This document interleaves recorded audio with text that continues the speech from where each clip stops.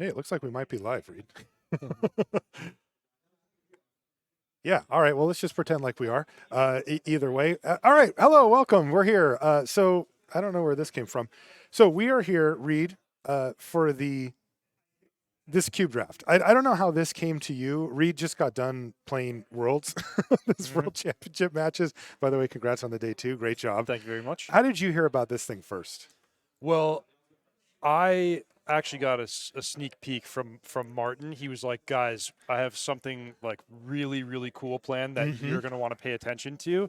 And of course, we got the details only when it was formally announced to the public. But it's like this is for like a longtime Magic player or somebody who's really into this stuff, Magic history, old cards, fun formats. This is like the coolest thing ever. It really is. I had the same thing. Martin Yuza, he's kind of running this whole thing for Ultimate Guard. He's like, hey, so we might be doing a thing. Would you be interested? I'm like, yeah, that sounds great. And he's like, it's a vintage cube where the players get to keep the cards. I'm like, what are you talking about? You don't get to. That's not how cube works, right? Like I've never seen that in my whole. And he's like, yeah, and I'm like, okay, but it's going to be some. Like commons and uncommons, but it's a vintage cube. And he's like, no, dude, like Power Nine's in this. I'm like, wait, what? He's like, it's the Magic Online vintage cube, right? And it's like a version of it, but still it has like basically all the stuff, that you'd expect. And that's of course the cube for hardcore cube aficionados. That has become kind of the default. And then like, even if you have your own cube at home, you'll kind of use that as the base and then build off of it, make some tweaks if you want, that type of thing that cube owners like to do. But he said, yeah, no, this is a thing. And I said, I'm in. Like, this sounds awesome. And then I found out it was the same weekend as MagicCon here in Vegas. And I'm like, oh, I don't know if that's going to work because obviously I'm doing coverage down for the World Championship as well. But through some deft scheduling, you and I both ran up here after the World Championship rounds were over. And we get to bring it to you now. We're going to be doing this vintage cube. There's 8 players that qualified for this thing, Reed. And many more who tried, and they get to attend a draft. Did you try? Yeah. It was not easy. Yeah, I mean, it was interesting because the way that it worked was it was like a multi-stage qualification process, but the entry point was actually pretty low. Like we have 2 players here who qualified, like earmuffs, because this might hurt your feelings. They qualified on their first run. They just they joined a cube draft, won it, ran it up, won the 64, and then won their qualification seat here. Hey, if you've got a Magic Online account and a few event tickets, you could have played in this and you could be here, Totally. I mean, like $6 they paid to get into that original cube or something. Yep. And now they're sitting here drafting. The cube itself, total value, it's about $65,000. Yeah, and that's all going home with the players, everyone. Set. Every card. So the way this is going to work out, we'll run you through some of the bigger picture stuff. But basically, the players are going to draft. We'll show you how that happens. You can take a look here. Eight players qualified through, again, a series of Magic Online qualifier events. And each player who won, they also got travel and accommodation here to Las Vegas. And they got their seat in the Vintage Cube Finals. The Vintage Cube Finals is what we're about to show you right now. Now, this is going to be split up over 2 days, but we're going to show you the draft today. In the finals, there is this is kind of the standard size for cubes, 540 card vintage cube. They are going to be doing Rochester draft, where everybody keeps the cards that they draft, and then they're going to play it out. Now, before we get to that stage, can you give us the short version of what a Rochester draft is for people that haven't done it? So the key that you need to know about a Rochester draft is that everything is face up. So we're used to everyone open your booster pack, select your card, pass it face down. But instead, it's one person open your booster pack, lay it face up on the table, and everyone is going to make their selections until that one pack is depleted. Repeat that process 24 times, one pack at a time, and then you have your deck. So the great thing, from our seat and for everyone watching is that everything is going to be right there on the table. When Black Lotus is open, we're going to see it. When somebody gets, their second Mox, we're going to see it. That's right. That's all for everyone to enjoy. Yeah, normally when we do the coverage of drafts, we get to follow along with one player. But what if Ancestral Recall is opened by somebody else, and we just kind of find out later that like, oh, hey, they cast it, they've got it. We want to see it all, and that's why we're going to do Rochester draft here. It does take a little while, but it's really cool. There are some. I'm very curious how this actually plays out. Because on one hand, there's some really interesting strategic wrinkles. I mean, depending on how much horsepower you got in the old noggin, I mean, you technically could know every card that every Mhm. player's drafted, right? That's not necessary, but you at least can know what archetypes they're in, what cards they might be going for. Maybe you could take a card away from them. But the thing that happens in an event like this is, come on, nobody's passing a Mox, right? Not only are they really good, pretty good for the bank account too. Yeah, no kidding. So there's there's a lot of things, a lot of conflicting priorities here that the drafters are going to have to work with, and of course one of them is just, hey, let's get the really cool, powerful, valuable cards. Thankfully, a lot of the best cards in Magic are also a lot of the most valuable cards in Magic. So Yes. Black Lotus is just great in your deck, and like you said, it's great for your bank account. But there is a lot at stake too. So Yes. you want to walk us through what the players are playing for? Yeah, so the prizes are kind of interesting here because adept listeners and viewers may have gone, now hold on a minute, there's 540 cards, but we're only going to be drafting 360 of them for the player sitting. What happens to the rest? And I'll tell you that. So they're going to play 3 rounds of play with the deck that they drafted. So they're going to have to walk a fine line here between these cards are the ones that I want to take home, put in my binder, sell, do whatever they want with, and these are the ones that are going to take me to the finals or maybe even win this thing. The players are going to have to split that goal between a functional deck or even a good one, trying to win what I know a lot. I know players like you read value, which is there's a trophy sitting in between us, Heck and yeah. this would be real nice on the trophy mantle. But they are not just playing for the trophy. With the extra cards that are left over, there's going to be 180 of them. Depending on how the players finish in rank order, so there's 8 players, so they'll finish 1 through 8 by the time we finish the rounds tomorrow. They will get to draft 8 cards from that 180. So we'll know all of the 180, they'll be laid out. And if you finish first, you will get first pick of that. And then second, third, fourth through eighth, we'll pick those top 8 cards out of it, whatever they want. They can pick for whatever reason they choose. Then the winner of the event gets all the rest. So there's 172 leftover cards, and they will get all of them. So there's a lot to play for there because this is a vintage cube. Like, sure, we can talk about Power 9 and the really expensive stuff up top, but there's like, if you just take 172 bottom cards even, those are good. And this is going to be better than that because they only get to trim the top 8 cards off of that chunk of cards. Also, it does leave some interesting things. For example, you may be wondering, Black Lotus. Well, it doesn't have to get opened. No, I mean, back of the napkin math, 1/3 of the cards are not getting Exactly. open. Those are available in the prize pool. So there's a very, very real chance that Black Lotus, Time Twister, whatever Mox, those are going to be available for the players who go 2-1 or 3-0 to choose from. That's right. So we could see it opened in the packs in the draft, or if it's not, we will know exactly where Black Lotus is. And as you mentioned, go down the line, all the great stuff. We want to account for all the Mox and Power 9, all that kind of great stuff as well. So we'll get a chance to see that. So somebody could get lucky and open it. That would be awesome. Or if it's in that last chunk of cards, they'll effectively be playing this tournament for this, plus the 172, plus the Black Lotus or whatever great cards left over. Yeah. And in addition to just the classic Power 9 valuable cards, there are actually some unique one-of-one cards in this cube. And we'll talk about those. Yeah, we'll those things are super cool. Let's take a look at the schedule so that you can get an idea of what we're doing. So today, well, we're started now, as you can see, and we're going to do the Rochester draft. Then tomorrow, we're going to replay the Rochester draft that Reed and I are going to broadcast right now. And that will just get anybody caught up that didn't watch yesterday and hopefully any cool moments that we get in that type of thing. But then we're going to do gameplay, and we're going to play out those rounds and determine who it is that gets the trophy, who it is that wins whatever's left. And of course, we'll show you the draft and stuff like that as the players go. Well, let's meet our players here. We do have 8 people who qualified through Magic Online. Take a look at Matt Abrams from Las Vegas. So I assume he just drove over here. And by the way, I don't know, Matt. I think if I was as lucky as you are and I lived in Vegas, I might just hit up one of these casinos, but qualified on his first try. Yeah, I mean, That's impressive. He's lucky, or he's got moves, or likely Yeah, both. yeah, That's probably pretty a little some of impressive. both. Let's take a look at our next player. This is Chris Bruner from San Jose, not too far from here. And this is our other qualified on the first try player as well. And I got to say, that's really, really impressive because, like we mentioned at the beginning, Reed, I know, well, most of the people that we're friends with, the old school players and stuff, I mean, they were trying. Like, this is like, Mhm.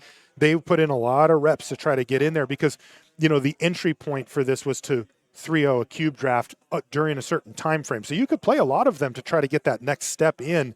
And Chris just cruised right on through. Let's take a look at the next one. This is Fernando. This is for and no interesting facts. I really felt bad for Fernando here. But as you can see, Fernando comes from Spain and is studying and also grinding on Magic Online. There's also a Cube server, where some of the more hardcore Cube players play against each other. And Fur makes his appearances there as well. Let's take a look at our next player. Our youngest player, actually, Luca. And yeah, this is like a Cube family because you'll see in a minute, but we actually have one family member actually playing this event with Luca, and then Luca's brother is Juju Bean, who also almost qualified for this event, but missed in the semifinals to complete the trifecta. Yeah, really an amazing story, and you could see from the interesting fact, son of Rex. Why is that interesting? Yeah, who the heck is this Rex We'll person? get Let's to take a that. look at our next player. And there he is. It's Rex. So that's his dad. And Rex somehow managed to qualify for this event as well. And I mean, runs a software company, qualifies for Cube events on the weekend. Not bad. Yeah, I had a chance to read Rex's sort of player profile, and he talked about playing Magic at the beginning of the game, Ah, 1993, 94, and some of those experiences. And I mean, he's probably played with these cards, but when they were, two orders of magnitude less expensive. totally. Yeah, he actually had a chance to get his hands on these things when you could still do that. Yeah, he said he's been playing for 30 years. I'm like, wait, isn't that the whole time? Let's take a look at our next player. There's Jesse Hampton. You know, I would say for me, Jesse is the top player in the field. He is currently, as of 20 minutes ago, playing in the World Championship. Like that's the level that he plays at. PT top eights, etc. And he does also play a lot of cube. He's in that cube server, and he likes to jam. Yeah, so with Jesse, you take that world class play skill and experience of a Pro Tour player and project it onto his favorite format, Vintage Cube, that he's just sitting there day in, day out, grinding Right. and learning the best strategies. So, Yeah, I think if you had to pick a best player, it would probably be Jesse. At least, where he's at the pro scene right now. Who do we got next? There's Daniel Prochek coming from Czech Republic. And that is a very nice cube win rate, 63.6%. And Daniel had a decent sample size there, too. Some of the players had different levels of that, but this one was like, wow, and lived in 5 different countries. See, now there's an interesting that fact. is a cool fact. Yeah, that's Appreciate that. impressive. Yeah. All right. Anybody else? I think we got maybe one more. Oh, yeah, there's Oscar Christensen, LGS employee living the gamer lifestyle. Childhood dream of a Black Lotus. I like that. Hmm. And Oscar also has a what was it? A Mythic top 8 or something? Yeah, I think Oscar's one of the sleeper picks for the folks who are really into cubing and know Oscar. They really respect his game, and Definitely. we do too. And dude can play. So that will help him out as well. Did we have anybody else? I can't remember. No, that was it. Okay. You mentioned earlier, Reed, something really cool. So obviously this is already super exciting. We've got the whole vintage cube, we've got the Power 9 in here, but we've got a slate of 24 bonus cards that have been put in here as well that are really special. Yep. So this was kind of hand put together by Martin Yuza and all the other folks who were working behind the scenes so hard on this event. But um, Martin's dream was to make this sort of like a museum of Magic history. Yeah. So Black Lotus, that's a great start, right? But what else has been going on in Magic besides the cards? It's the players, it's the personalities, it's the people behind the cards at Wizards of the Coast.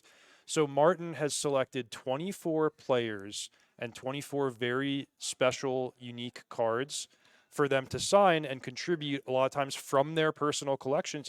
I gave a Liliana of the Veil from my personal collection. That's in there. Signed from his personal collection in Hmm. here. And there's a lot, Martin told me that it started off with him finding out about the I guess it was like when you won an invitational. Like now you have to win world championship to get a card, right? Hmm. But back in the day, it was the invitational that got that for you. And the two goats, right, Kai and John. Basically, what I was told is the way that it worked is you would submit your design for the card. So you win an invitational, you get a card, and you're like, all right, here's the card I want. But then, of course, it has to go to the responsible people in the building at Wizards of the Coast who are like, we can't do that, right? But they still had the design. So they would work with the player and they would end up coming out with the cards that we know ended up becoming their invitational cards. But apparently they kept the designs. These were kind of in a vault somewhere, like, oh, this is what he wanted, but we couldn't do it. And they made them in Mystery Booster 2. And Martin found out about it and was like, dude, we got to get John and Kai to sign their card from Mr. Booster 2 and we'll put it in the cube. But then that got him going down the route of, well, what else could we do? And so, I'll tell you, I'm just going to tell you that the one that really jumps out to me from the rest of them, Gabriel Nassif signed a cruel ultimatum. So for fans of the Pro Tour, you'll remember the called shot from Kyoto. It's that cruel ultimatum. He literally took it out of the deck that he played there, signed it, and sent it in. And it's in this cube, and it will be in this mix of cards somewhere. You can have the called shot signed cruel ultimatum from Yeah, Gabe so Nassif. think of What? catching the record-breaking home run ball. Yeah. That's this. That's for, this. For Magic. You get the actual piece of Magic history that you and thousands of other players watched. Totally. Watched on coverage. And so many great memories here. There's a Stoneforge Mystic from Ben Stark from his Pro Tour win. Cryptic Command from Guillaume Wafotapa. That's just like, he just doesn't not play that card. Man. It's just every time. Bomat Courier from Javier Dominguez, more recently than that. That's really cool. Baleful Strix from Jerry Thompson. That's a card that he popularized in Legacy back in the day. What any of these stand out? The Duress, by the way, from Seth Manfield. He played that exact Duress in his 2 Pro Tour wins, and he signed one. That's pretty cool. Like that 2 Pro one. Tour wins, a bunch of years apart, different formats, that Duress. So Yeah. that's some good, some character and story behind that. What about these ones down here? We've got, most of them are from Pro Tour royalty, let's say. Yep. But we've got a few from Wizards of the Coast and a few from the community too. Yeah, exactly. So by my count, we have 3 Wizards employees. Actually, we got a 2-for-1. Mike Turian, who's both one of the most famous iconic Wizards employees, but also a Hall of Fame Magic player. Mark Rosewater, Aaron Forsyth. So these are names that you know and appreciate, and that all of us longtime players have so much gratitude towards. They all contributed unique cards, in some cases alternate art. Is that right? Yeah, so the one from Mike Turian is a Consecrated Sphinx, and that was one that he used in conjunction with his work with Extra Life, a charity that he's done a lot of work with. He's helped raise over $6 million for them over the years, so really awesome. Aaron Forsyth signed a Deranged Hermit, which he used to make either a win or a deep finish at Nationals way back in the day, I in thought like it was 2000. because Aaron was a deranged. Hey, we're not on the Wizard stream, so you can let it rip. And then a Lotus Petal by Mark Rosewater, because he designed that card. He literally designed it. And then from the community, we've got Tolarian Academy from the professor from Tolarian Community College, for obvious reasons, and then a Thespian Stage from the crew over at MTG Goldfish as well. Yeah, that is. How cool is that? That's awesome. I mean, this stuff, like, I have a soft spot for signed cards myself. That's the cool thing about collecting Magic is, like, one person might be into foils or certain editions or languages of cards. For me, I love getting my cards signed by either the artists or like my favorite players and personalities.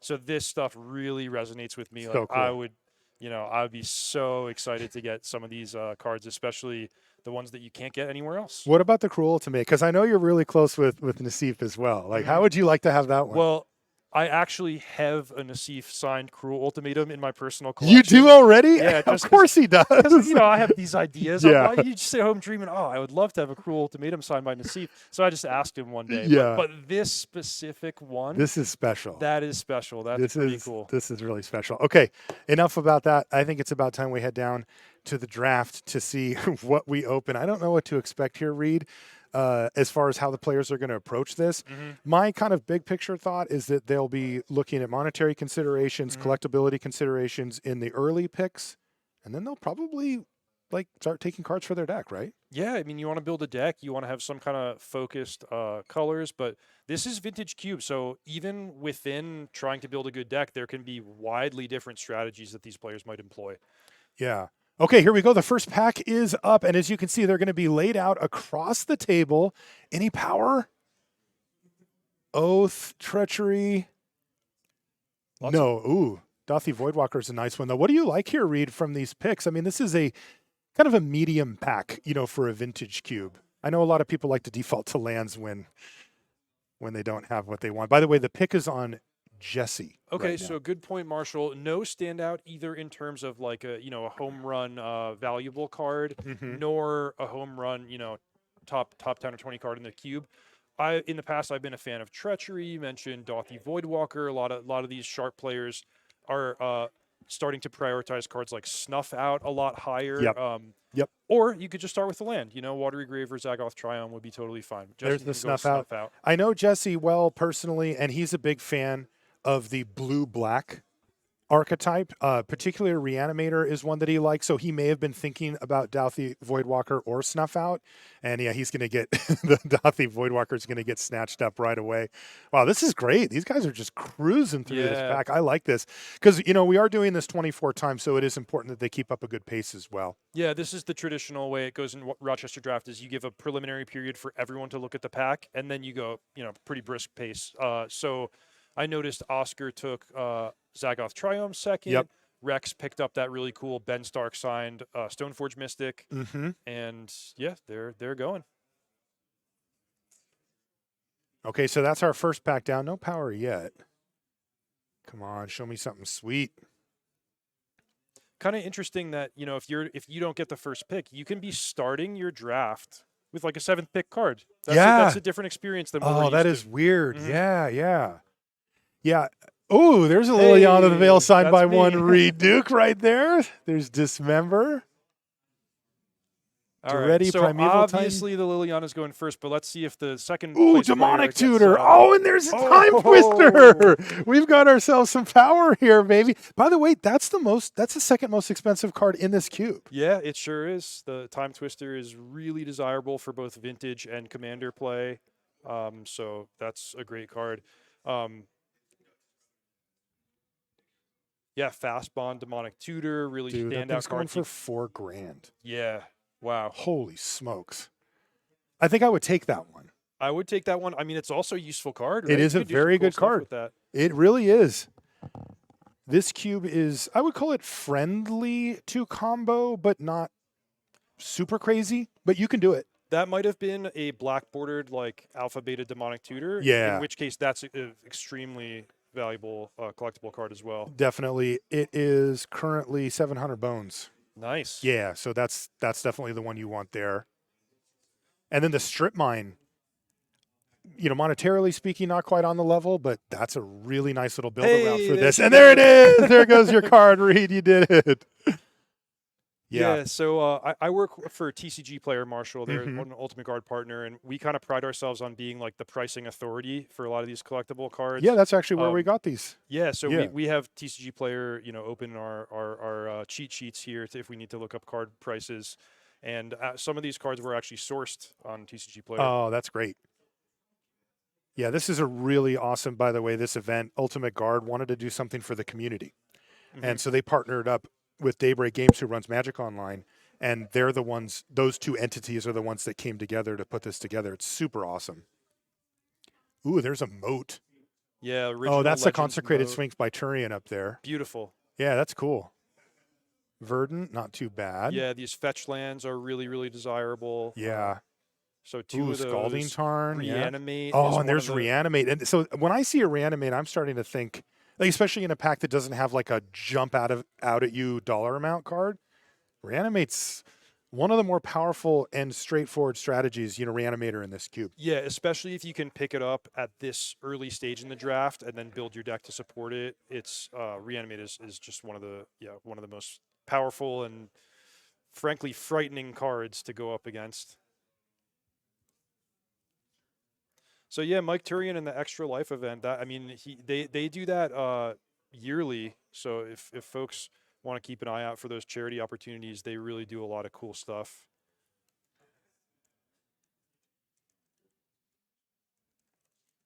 I'm a big fan of Winter Orb. I think that's a fun card.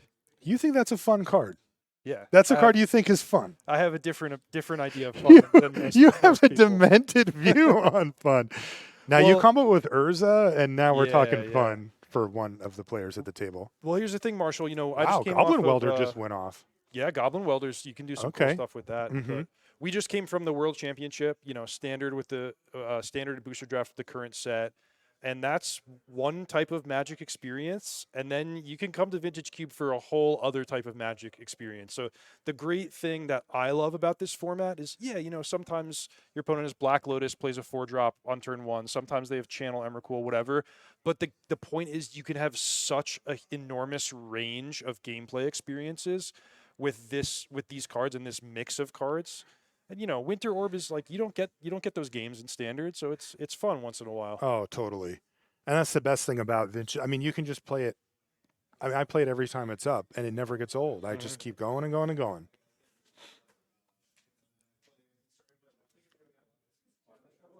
All right, here we go. Chrome Mox that's signed by Masashi Ueso. Oh yeah, that's Hall great. of Famer. That's One of super the best cool. players of all time.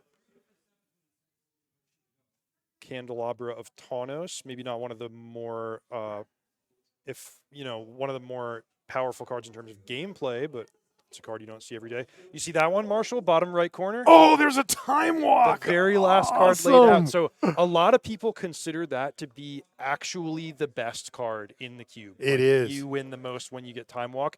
What I like to do is you get time walk, and then it doesn't really matter what the rest of your deck is. You just want ways to find your time walk, and if you can, ways to reuse your time walk. And out there's of the a lot graveyard. of them. Yeah, Yep. regrowth effects, Tameo, This is a Snapcaster strong Mage. pack, Marshall. Dude, this pack is dope. We got Grizzlebrand to go with that Reanimate. Fury is one of the better cards in the cube. Definitely. Chrome Mox and Bloodstained Mire are kind of bread and butter cards that people are going to look to fill out their mana base. Did you see that? It went to the young fella. Yeah, the Time Walk. He's Yep. got to be thrilled. He's got to be. I'm Luca like, just all right, snapped it up. Worst case, I got a $3,000 bill there, and then, Oh, and then incredible. also maybe I'm going to use that on my way to 3-0 and winning the whole thing. Man, the Grave Titan went early there, even over Grizzlebrand. Usually there's an overlap there where like you kind of want to go bigger. There's the Fury going really late. Yeah. I mean, this is what, like the 4th pack or something? Like, Yep. This is early in the draft still. So you alluded to something earlier, Marshall, which is like the players are drafting face up. Everyone sees what everyone's going for. So like the player who got the Reanimate. You know the player who's got that channel.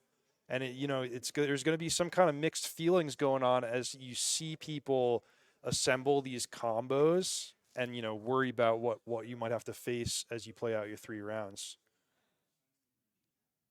Grizzlebrand went pretty late there too, but it is primarily just a reanimation target at this point. And that's Ral Monsoon Mage. A little bit of a tricky one to use, but every once in a while you can hit with that. Poor Ral goes late. Wow, so we've already got 2 pieces of Power 9, including 2 of the 3 blue, right? We're only missing Ancestral Recall? Yep, that's right. Yeah, so we're ahead of schedule. with We those are for power sure. cards. Yeah, they've been opening hot so far. There's a Lumberjack there's a Thoughtseize. I know how much you like that one, Reed. You've won a lot of tournaments with Thougeize in your hands. We saw Jesse Hampton first pick Snuff Out. I would put Thoughtseize kind of right in that same category of just like, hey, this is the most efficient way that you can interact and disrupt your opponent. No power in this pack. I like subtlety. I'm always happy to pick up a 1 mana accelerant like Utopia Sprawl. We mentioned Thoughtseize.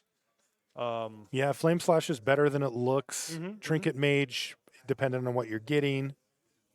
Never been a big Orcish Lumberjack guy, but it has a small but dedicated following in Vintage Cube. Yeah, that's a nostalgic card for me because Mm-hmm. Ice Age was my first set as a kid. But Mm. it's tricky to use because you have to be specifically the red green color combination. You got to have the right payoff cards, but it can be really I nice. mean, it's busted when it goes. Oh, no way. Somebody's taking Armageddon Yep. or Ravages or whichever. Ravages of War. I wonder if that's a Wow. valuable card because it's from Portal Three Kingdoms, which is not a heavily reprinted or accessible set.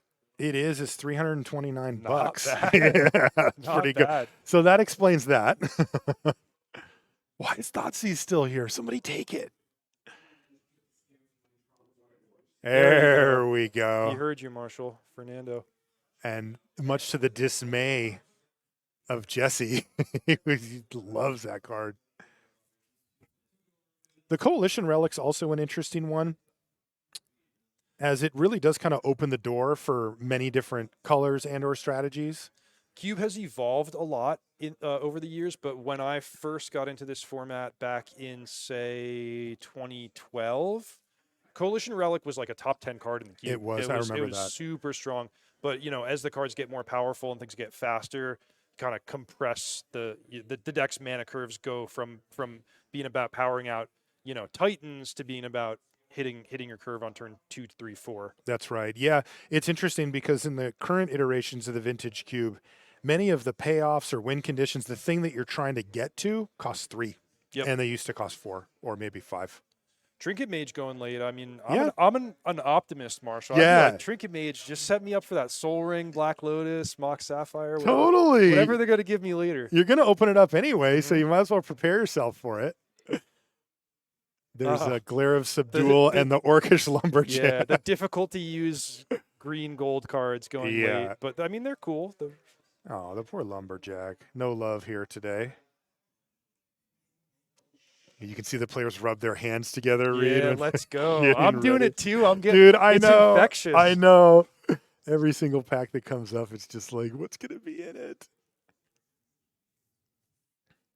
If you're just joining us, this is Vintage Cube, and yes, the players get to keep the cards. That's what you need to know. That is the Javier Dominguez signed Bomat courier. He Ah, won the World very cool. Championship in 2018 with that card. Oh, there's a Flooded Strand. Tireless Tracker. Ooh, Mind Twist. I like that one. That's Nice. Ooh, and there's an Animate Dead. A really Yeah. nice, Alpha Beta Edition one. There's some decent cards here. I think if my mana was getting sketchy, the Vista or the Flooded Strand would be on my radar. Yeah, I won't be surprised to see those cards go highly. Mm-hmm. I mean, Animate somebody Dead wants and that Animate Dead for sure. yep, and then Faithless Looting Voldar and Epicure. If you're really trying to build a reanimation deck, those are interesting. Those are wheelable too. Yep. And then Mind Twist is just the Yeah, standout. Like this is a definitely. really powerful card. I think Um, whoever took the Coalition Relic, wouldn't mind a Mind Twist. Like that's the perfect follow up. You just get their whole hand. Yeah, I love that, that sort of pattern and game plan where it's like, okay, I'm going to hit you with the Mind Twist in the mid game turn.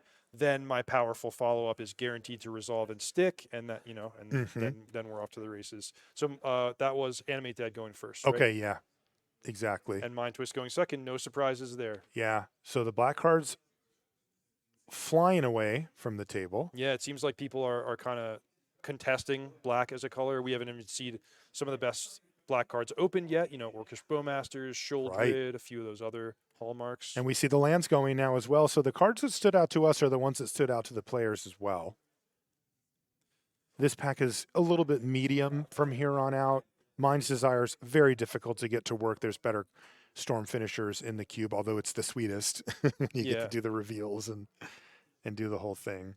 I am curious if whoever's playing Reanimator at the table got the Animate Dead, because it did go first, so that would have been pretty nice. Like if you're just like, hey, I'm in this deck anyway, I got a Grizzlebrand and I'll just take it. And also if they wheel either the Epicure or the Faithless Looting. Yeah, that's a really good setup. See the father-son combo there. They're not allowed to communicate. None of the players are, right? You can't say what it is that you're doing. People have to just soak in the information as it goes. And as we mentioned, there's a lot on the line here. Not only do they get to keep these cards that they're opening currently, but they're going to be playing tomorrow their rounds out, and they're going to get to draft the top 8 cards that are left over, plus the winner will get all the rest of it. Plus, there's a nice trophy here as well. So these players, this is kind of how I imagine it going. Some money cards, some desirables, but right after that, it's like, what goes in my deck? Yep. Like they're not totally. really differentiating between, some of the lower price cards. That Bomat Courier, I think it was Rex ended up with that. Maybe he's going after the sign cards. I I like like that that. style. That's what you would do, I bet. Definitely. But I know he has Stoneforge Mystic, a couple other white cards. He has the Bomat, so he could be going for like a Boros aggro. That's one of the most tried and true strategies in this cube. Um, I was Yeah. thinking about the Bomat, mono red aggro doesn't have quite as much support as it used to. I also No. don't know if this exact, tournament structure is going to lend itself very well to mono red. But speaking of mono red, that's a Shuhei Nakamura signed Grim Lavamancer. The Lava Man. Mm-hmm. Lotus Cobra. That's Birthing Ritual. Okay. There's a Mind Slaver. This is Once upon a not a time. super strong pack so far. Not Living yet. Death is a powerful card. That's a cool one. City of Traders is probably a thing, right? Opposition. That's Okay. a callback when Opposition was really great. You can still make it work a little bit, but it used to be one of the better cards. Now it's just fine. Yeah, so this is not actually honestly not many like first pick quality cards here. Yeah, this pack sucks actually. Once Upon a Time is a nice one. I'm pretty happy to include that in any green creature deck.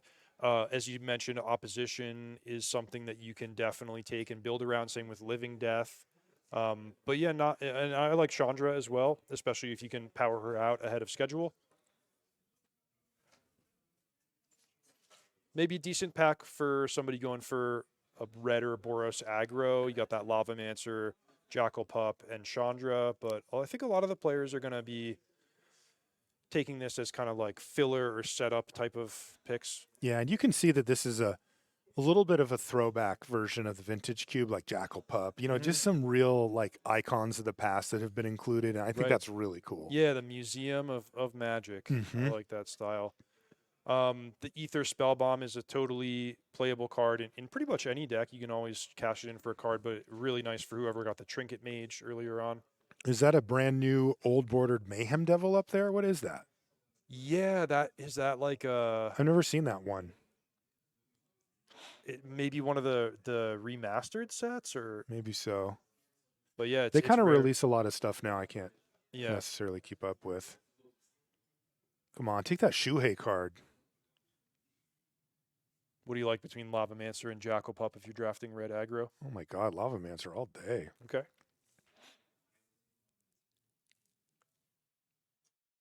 Birthing Ritual is not one that I've had experience with myself. I know I was not high on Birthing Pod because of the the 40 card nature of the format. It's Right. just a little bit tougher to get the good targets in your deck, but Birthing Ritual I could see it. And the nice thing about that is I think Nice. you don't have to commit yourself to sacrificing the creature. You can kind of see what's yeah. Anyway, just a different and cool take on that effect. Reign of Filth. Yep. Sorry, last pick, Reign of Filth. Reign of Fifth and Filth and Ral both going last. Yeah. Yeah. Unless the same person got them both and is sneakily putting together a storm deck, Yeah. Yeah, those ones are tough to make work. All right, next pack coming up. I feel So- like we're due for power, right? Yeah, I mean at this point in been the like draft, you 3 start to picks. think of like what has not been opened. We have not Right. seen. Ooh, how about Black Lotus- Tolarian Oh Academy? man, I would love that card. That's a nice intersection of it's powerful, it's quite valuable. The Urza Saga playable rare, and then it's just super cool. Signed by the professor himself. Like that's a card that I would love to pick up. Especially Iconic we're art. early enough in the draft that you could go after those cheap artifacts. Basalt Monolith. Old edition counterspell. That's Mhm. great. Basalt Monolith. There's some really nice combos to go with that. Show and tell. Of course, people dream big. Emrakul to go with the channel. So this is a good pack. this is a moment where like okay, who's going to play policeman and take away the Emrakul from the guy who got channel? Right. My guess is no one. I think you can just get that Emrakul if you have the channel already. See your old friend Knight of the Reliquary up there. There's Yep. the Zealous Conscripts. That's a game swinger. Card that has gone up quite a bit over time is Questing Beast. So Toxic Deluge is nice. This is a good pack. yeah, there was Fernando first picking Counterspell. I love that. I mean, that's a card. If you're trying to win games like and play, if especially if you can play well and construct your deck well, Counterspell is a very very valuable tool. Palace Jailer. Dude, somebody's got their eye on that Yep. Toxic Deluge. Palace Jailer is awesome, I'm too. following the way Rex's deck is shaping up a little bit. Mhm. He's got some really, really solid white weenie cards, and then maybe option to branch into red as a second color, especially if he gets one of those powerful Boros gold cards later on. But yeah, I mean, I've got my eye on him as a contender here. He might be interested in that inspiring Vantage for the same reason.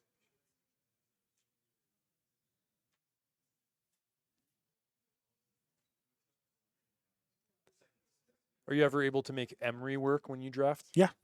Okay. Yeah, I think Emery's pretty good, but I would really like to have like a Black Lotus or a Petal or something like that. Wouldn't we all? Yeah. Auriok Salvagers also goes notably super well with Black Lotus. Oh, that's what that. I was trying to figure out what that was. Yeah, Lion's Eye Diamond. So like Lion's Eye Diamond is a cool card because it's not obviously as in your face powerful as Black Lotus, but it does facilitate a lot of the same combos. So think like Auriok Salvagers, Underworld Breach, Yawgmoth's Will. There's a Mhm. lot of great stuff you can do if Lion's Eye Diamond decides to show up later. So that Rex did get the red white dual land. There goes the Emery and Knight of the Reliquary last? Maybe whoever got the strip mine got it. Okay, I Yeah, like that. it's a nice little combo. Or the Glare of Subdual Mm-hmm. for a little spicy Selesnya. Haven't won a lot of cube drafts with Spicy Selesnya, but it's a thing. That's another one from the old days. Like I used to just take a bunch of green mana dorks and the Armageddons because a lot of the old versions of the cube would have multiple copies of Armageddon, Ravages of War, sometimes like Cataclysm or whatever else. Uh-huh. Yeah, it's kind of like a basic strategy that It is. you I could started go there for. too. Mhm. I did. I mean, it was tough for me. I started playing cube drafts against the Seattle ringers, like the Jesse Hamptons of the world. Okay, wow. And I'm like, Llanowar Elf, and they're just like, I remember the first time somebody cast Upheaval against me, and I was like, what did that do? And he's like, like, you're so screwed, dude. And I read it, and I thought, well, it's both of us. So, like, what's the big deal? And then he's like, with my floating mana. And I'm like, Got it. gotcha. Now I see how you're supposed to use this one. And then I started drafting it myself, and I haven't looked back. But players are reviewing their picks. So they get 30 seconds. And then as the pack's being laid out, they can continue to kind of think about things, but they do need to keep an eye on what's going on in the pack because once it comes to them, as you can see, they're moving them through quick. This isn't one of those things where you get to go, I wonder what I should, you get a beat, but like otherwise you got to go. Technically, the rule's 5 seconds. That's how long they have. And we do have a judge that's there. But I mean, this isn't the world championship. So like if they take 8 seconds, I don't think he's going to just. The way it works, by the way, if you're curious, is if that were to be enforced, they get the You get oldest auto card. picked. You get auto picked. That must be Daybreak Games from Magic Online instituted that rule. They said, "Hey, this works great on our platform." Well, I don't know what the algorithm on that is. It usually just drafts like white or something, but here it's I don't know if it's the oldest or the newest card, but it's the one that was put on the table first. Okay, fair enough. So yeah, I mean, this Rochester draft format, like, it's hard, man. The processing power required to keep track of everything and draft quickly and build your own deck and maybe counter draft a key card from your neighbors and position yourself so that you're cooperating with the drafters around you. It's hard, and I think it's mostly like some of the old school players who really mastered this format. And that's And what you want to do, right? You want to cooperate with your neighbors. ideally. Yeah, so like you want to be aware if the person passing you is taking white cards, you don't want to take white cards. At the same time, maybe you look for an Ooh, opportunity Splinter Twin. on the way back to take away their swords to plowshares or something that you don't Hmm. want to face.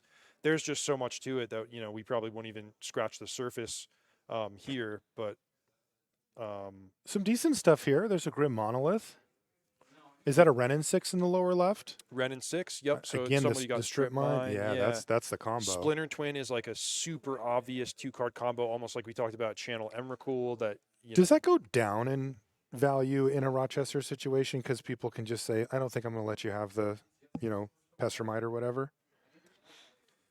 Good question. I actually don't know how much to expect. Like I counter don't think drafting, I don't think they will very much. I don't think, yeah, because it's like you have the opportunity to take a really good card for your deck or a card for your collection. That's really valuable. Like, what's it going to take for you to just snap up a Pestermite that you're not even going to use? I I would guess it would be, have to be just the uh-huh. right. Grim Yeah. Monolith went first out of this pack, by the way. If I was like kind of felt like I was floundering and looking for a direction for my deck, I wouldn't be scared to try to move in on something like Splinter Twin, Pestermite, or Channel Emrakul, or Reanimate Grizzlebrands. One of those combos or kind of like packages that gives your deck direction. Mm-hmm. Rolling Rolling Earthquake, another nice. Portal Three Kingdoms card. That is sweet. That is a Hellrider? Kenji Samura signed Gifts Ungiven. Oh, very cool. Yeah, Gifts Ungiven's a little bit of like a trickier one to use in the cube, but Mm-hmm. definitely playable if you're one of those slower blue decks, or if you want to set up some graveyard synergies. Yeah, Reanimator likes to use that sometimes. Glen Elendra Archmage, was that Jesse picking up that one? Probably that's a favorite of his. Yep, I believe it. Oh, this is him here though. He Oh, he got he it. he picked up the what's it called? Draw two So of he those is two. Snuff Out, Night's Whisper, Nice trying to put Whisper. together Yeah. just kind of like a nice, lean black deck kind of thing. And I'm assuming he's planning on opening the Ancestral Recall or something like that to go with it. Rex picking up another white weenie card there in Student of Warfare. I really liked Student of. I loved for many years Student of Warfare and Figure of Destiny Mm-hmm. as one drops that kind of maintain their value later in the game. They're not obviously not in your face powerful cards. They're not in the top 20 or 30 in the cube, but they're just like nice. Like this is exactly what I want for my deck. Okay, another pack down. And the players once again are going to start reviewing. And, I would assume at this point, the decks are starting to really take form, right? Yep. People are starting to say, okay, I'm the white deck or I'm the white red deck. Or, Jesse's kind of looking at the black cards that he's taken and thinking, what could I pair this with or where am I going? And they've got enough cards in front of them now that, that pile's starting to resemble a deck more than just pile of cards. Yeah, so to compare it to a normal booster draft that we're more used to, like we're, what would you say, quarter, a third of the way through here? Yeah, I would say a third maybe. So it's almost like the end of pack one where you're like, okay, like, it's time to kind of commit. Maybe I'll see one or two more picks and then really just put, full speed ahead in terms of putting my deck together. There's one of the undesirable signed cards in the cube, the LSV signed Llanowar Elves. Why would you want that? I have no idea.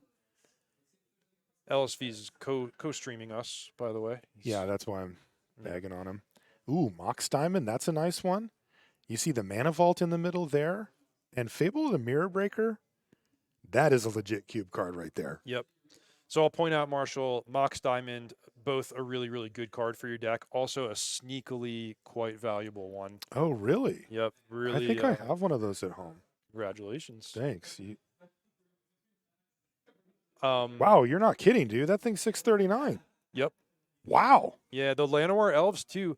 Well, it that's was worth something. That's an alpha Llanowar Elves.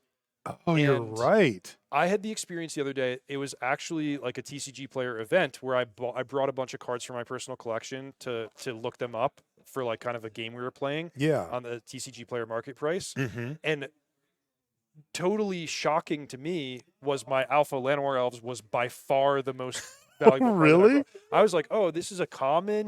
Maybe it's $10 because it's a cool black border. It's like closer to 300. Wow. And then Okay. with the LSV signature, only decreasing it by a small amount. That's still Yes, a pretty Reed. cool card. Yes, yes. That was great. By the way, you saw Eureka go next. That's for 50. Wow. And that's a pick right there.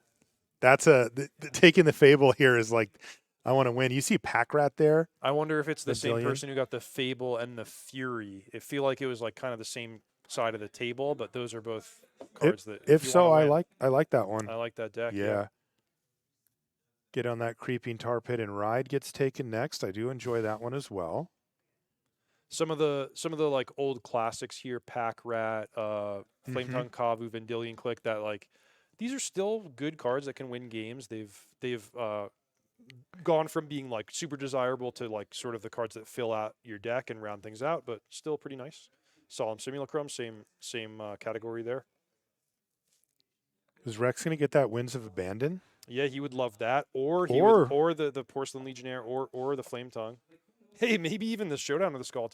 It seems yeah. like he's What is in he going to a take? lane that where He took the showdown. his cards are not heavily contested, and he's getting a good pick almost every single time for his deck. I wonder what his deck looks like to take showdown. Like mid-range red white, has some play to it in Hmm. in versions of the cube like this, but usually you'd want to go harder in a different direction, perhaps And one then direction or the other, I should say. yeah, so Luca, we remember got the Time Walk. He just picked up Winds of Abandon, so maybe like some kind of blue white deck. I read from the player profiles of both Rex and Luca, they really value taking the mana fixing and then kind of being open to choosing whatever powerful cards come to them. Okay. Let's see what we have here. There's the Aaron Forsyth Deranged Hermit. Ooh, there's Sneak Attack. Sneak Attack and Vampiric Tutor, both really nice Wow. combo Dark enablers. Ritual, Remand. This pack is sweet. Oh, there's a Fractured Identity, too. There's our first Signet. That's a Boros Oh, Signet. thought that was like a Mox Ruby that I didn't know existed. No. Nope, that's a Signet. So Oh, and there's a Library of Alexandria holy as the last smokes. card out. All right, we gotta look up the price on that one. Yeah, I'll look it up for you. But library is, I mean, that's a How perfect about perfect intersection of power and perfect? And what's any deck can play it just north of $1,000. okay, great, love that one. Wow. I This mean, is a great pack. I feel by like the I'm way. taking the library almost regardless of what my deck looks like here. Agreed. I mean, maybe there's a super focused deck that would want like the vampiric or the sneak attack, but And I mean, these decks are likely to be a little bit disheveled, right? Like they're not necessarily going to be like perfectly honed machines. So kind of a smoother card like that allows you to just, if you have it in your opener, it's a game plan. yep. That's really great. The sneak attack's really standing out to me as well because we have seen some pretty good sneak stuff go through. We saw Emrakul, One Shot Robot. We saw Grizzlebrand as well. Okay. So those are all nice combos. Ooh, I like that. Take this super old Dark Ritual. Yeah, so Fernando is also drafting black.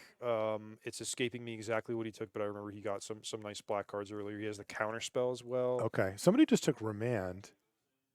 Interesting. So Rex took the Vampiric there. Who's going to take the Fractured Identity? I want to know who that player is. Fractured Identity is a card I would love in a format like this, where you said like if the decks are gonna be a little messy, that's the type of card you put that on the stack, you're winning that game a lot of the time. Jesse Hampton. Yep, there you go. So maybe trying to build like some kind of Esper, Yeah. setting himself up for whatever efficient value cards come around. Maybe a Luris Companion if he's fortunate enough for that. There's Aaron Forsyth signed Deranged Hermit. I wonder, could you pair that with the Glare of Subdual to Mm. get some value out of your 15th pick there? And we did see opposition. Opposition maybe that too. yeah. So actually, that Hermit, when you put it that way, that Opposition and Glare of Subdual are both already out there. That could actually be quite a desirable card. Definitely. That's late for that, by the way. What was that? The Foundry. Nice. Sacred Okay. Yeah, that Yep. thing. That's another one like library. Like you could slot that in any deck and it'll play Exactly. that totally fine. And some it's excellent. Most it's just good enough. Warren Soul Trader. There was a Marionette Apprentice earlier. I could Okay. see some kind of like, black red, black green, like sacrifice creature based deck. What was that card that I didn't see that Luca just took that black card? That was the Warren Soul Trader. That was the one Soul Mhm. Trader. Okay, gotcha. This is interesting. I sense a tone shift at the table where like it's feeling like they're starting to get a much better feel for what their deck is, and it's starting to be like you can almost sense that they're like, please still be there. So, but yes, like nobody took it, so I'm going to take it. That kind of vibe. You think there's any mental calculus of like, how much do I want to win? That Black Lotus hasn't been opened yet. The first prize is going up and up in value. Totally. That Luris Companion, hey, if you could get a Luris at this Oh, stage of dude. the draft, and just start, Oh, slamming. Mana Drain Mana too. Drain is And there's great. Urza's Saga up there, Mhm. Endurance. Swords to Plowshares. STP's fantastic. There's an Exhume All right, so in and terms an of Ember of Shieldbreaker. power, I'm looking at What are you looking at? Swords, Mana Drain, Luris, and Urza's Saga. Same. Those are the exact same cards I There's looked at. some like build around type stuff. We know people are snatching up these Reanimator cards, so Exhume pairs with that. If you're going for big mana, Worn Power Stone or the Dude, Signet, yeah, this is where this gets hard, but like if I could Luris from here, hmm I would be looking to do that, but I would have to know in my pile like what cards I'm giving up. yep, And that could be pretty difficult. Like if you're not viewing the world through a Luris lens, hmm it can be hard to go, I can't remember exactly what, what I've got right now and what I have to give yeah, up. and probably what you and I are used to is you're drafting on Magic Online. You got your whole thing laid out in Beautifully front of you, laid but out. you're actually not allowed to look back at your picks here except in the designated time. So you Yeah. have to kind of be aware of that stuff and know how easy or difficult it is for you to pivot. Oh, look at this from Rex. He took Tithe Taker. Mm. He is not messing around. So that does signal to me that he's trying to go aggressive because Oscar's like, I will take that mana drain. Thank you very much. How do you feel about that Tithe Taker pick compared to the other white or even red cards that are available here? Like, would you just take Luris even to put it, e- Yes. like just to Just on the put it in your shot that main I get deck? it. Yeah, Okay. and I'd even just main deck it because it's Mhm. still good. Tithe Taker will wheel 100% of the time here. I would not have taken it there. To me, it signals that he has really found his lane and feels strongly that that's the direction that he wants to go. He also could be doing, like you said, we opened up a couple pieces of power early, right? But no Moxen yet, no Lotus, no Ancestral Recall. I mean, those are some of the most expensive cards left. Yep. So the chance that those end up being in the 180 cards or some number of those is going up and up. And that means that the trophy here sitting between us is getting a little heavier every pack we Yeah, go no by. doubt. What else? Mishra's Workshop, Gaia's Cradle. Those are still out there. Some of those unique one of one cards. We haven't seen the Cruel Ultimatum. We haven't Hmm. seen Kai or John's That's right. invitational cards. Have we seen Bazaar of Baghdad? No, right? Nope. Balance, Moat, Wrath. Yeah, there's some really great stuff in here because these are the old versions. Moat went already. Moat did go. Mhm. Okay. Yeah, Moat was really early, right? Like maybe from the first pack. So some of these are surprising to me. Like Wrath of God. If it's alpha or beta edition, that's a super valuable card. Yeah. Oh, totally. Okay. Yeah. Wrath of God. This is a beta Wrath. It's just under 1,000 or 900. Holy smokes, Yeah, man. dude. I mean, I don't know if you know, but they can't be regenerated, so Yeah. you got to pay. John's card happens to be a Wrath. It does. Wrath of Leknif. Leknif, Okay. which I think is just his name backwards, but That is a Raphael Levy signed Isamaru Hound of Konda. very cool. Pest Infestation, that's a go-to. Okay, Zerda pairs with the Grim Monolith and Basalt Monolith that Yes, already went. yes. There's Rafellos. Rafellos, that's a good one. Yep. Especially if somebody's leaning heavily into green. There's Kozilek. Yeah, Kozilek can go with Channel or. Oh, Deck. and there's a Mox Oh, Jet in the last baby. And slot. whose pick is it? Who got it? Yeah, You see who some gets it? smiles over there. Who gets the Mox Jet? All right, well, there's one more. Oh, this is so sweet. I can't believe that they get to just keep these cards. I mean, okay, take when you're just doing like a Magic Online draft league, when you open a box jet, that like makes It's your exciting, day. and You're you like, don't get to yes, this is a great day for me. And now imagine you're doing it in like the highest stakes possible, and you get to keep the card. This is incredible. Yeah. Yeah, Ultimate Guard and Magic Online. Thank you. This is just awesome. Oh, and it's going to Lucas. So he's got He the time has the walk time walk and the too. box jet, and these things compound, Marshall. So it's like you're getting these super desirable cards to keep for your own collection, and you're building a really busted deck along the way. I mean, multiple pieces of power. Like he's got to be an early front runner. Oh, I like here. that early Zerda pick there from Oscar. Yep, that love it. signals that he has at least one of those. That's combo like pieces. a sharp, like for the people who really draft a lot. Zerda, Exactly. like knowing the power of Zerda is Definitely. key. So we got the Rafellos. Jesse Hampton. I'm getting actually, worried about Rex because he's the one that took the Rafellos. Oh, really? Yeah, so Tithe Taker Is that into is Rafellos. that a value pick? Good question. That might have been it. He may know this better You than know, I do. Those Urza's block cards are sneakily They didn't make that many of them, right? sneakily valuable.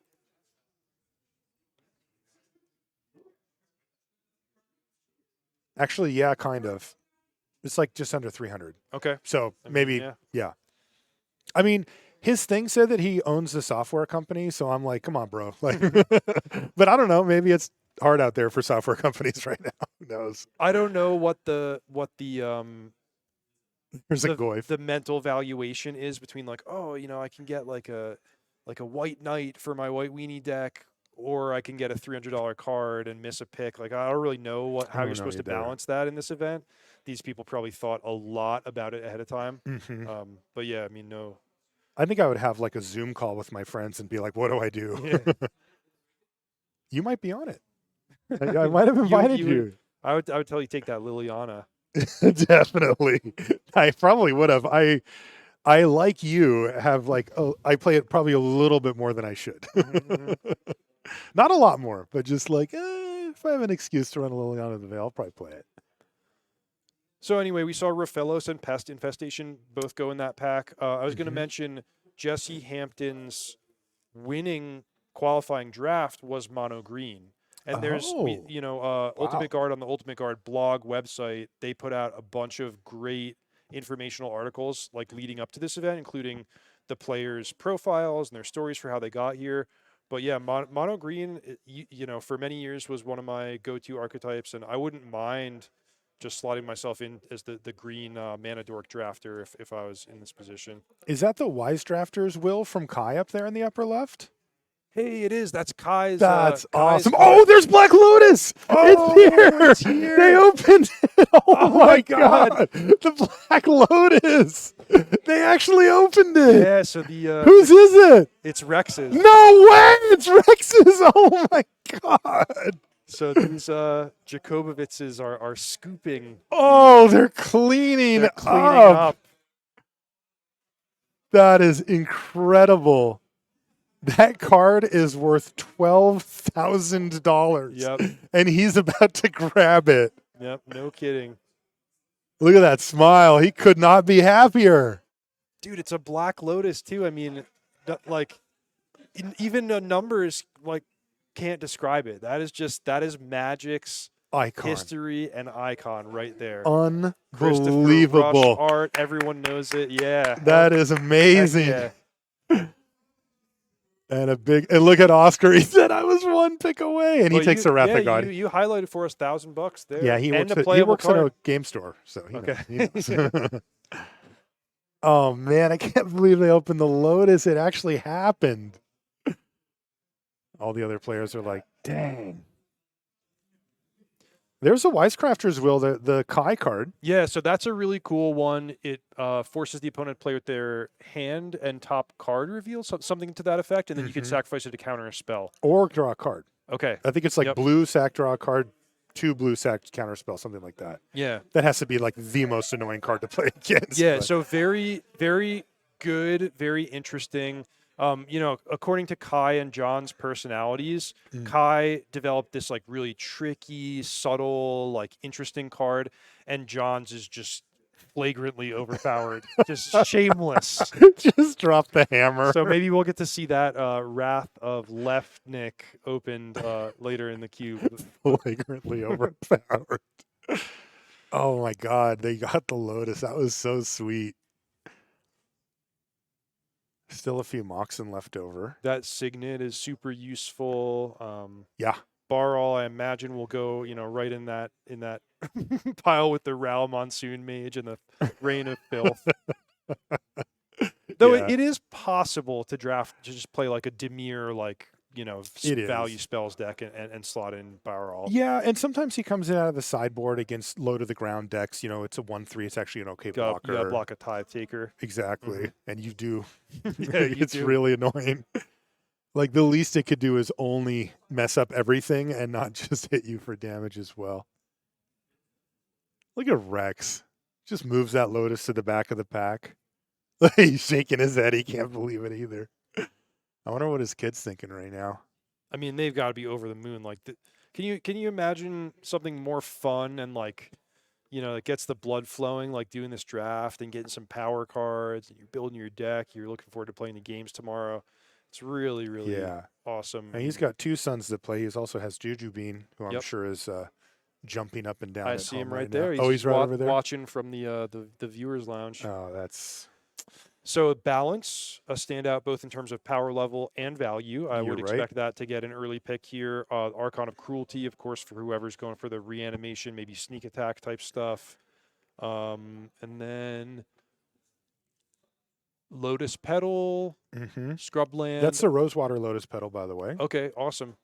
So super useful card. I mean, we haven't talked about the dual lands, Marshall. I mean, No, those are all going on 4 figures, right? absolutely. Yeah, the balance is just under 1,000 right now as well. So that's one of the more expensive cards. I would expect to see that go.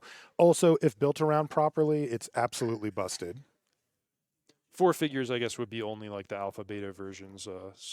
Scrubland is probably more in the hundreds. for the unlimited one. Yeah. Yeah, it is 320, Okay. somewhere in that range. I mean, that's nothing to sneeze at. Yeah, and it's gone as you notice.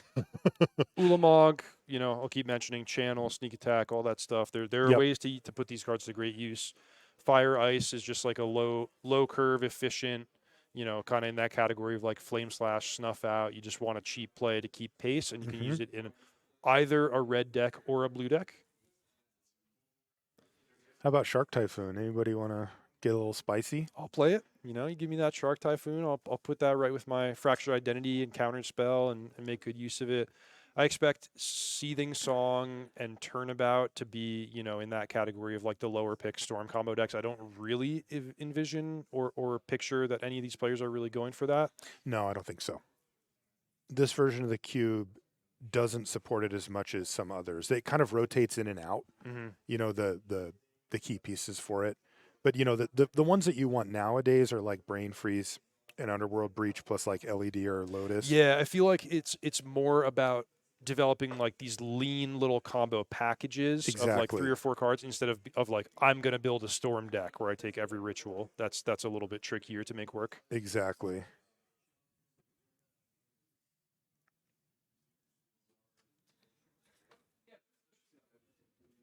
Forsaken Miner, also sort of an archetype specific one.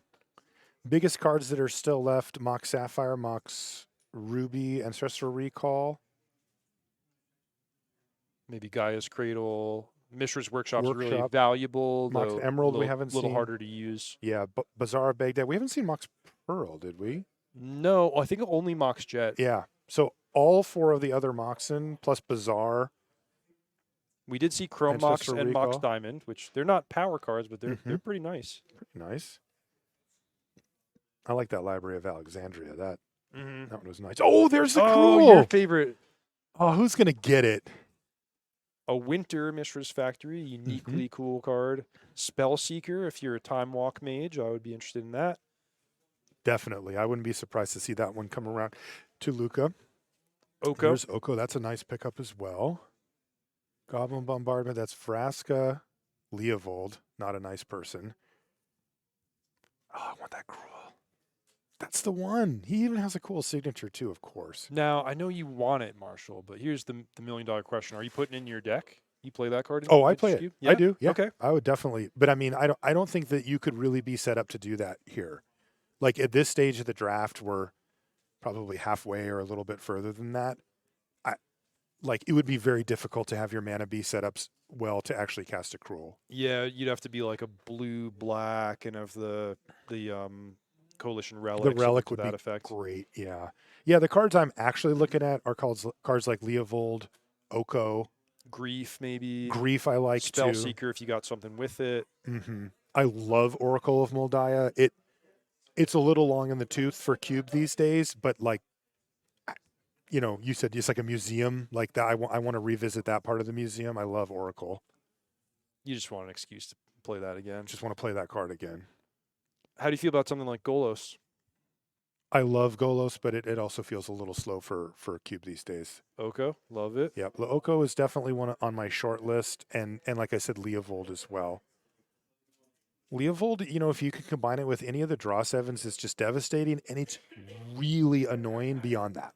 Hmm. I love cards that have it's hard to cast, admittedly, but if you can, was that it was. There's Time Walk, Spellseeker coming together Yep. to have some fun.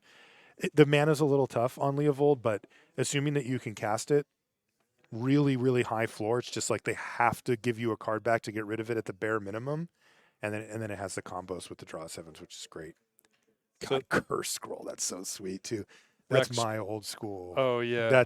I love that. When I was first started playing, that was the card.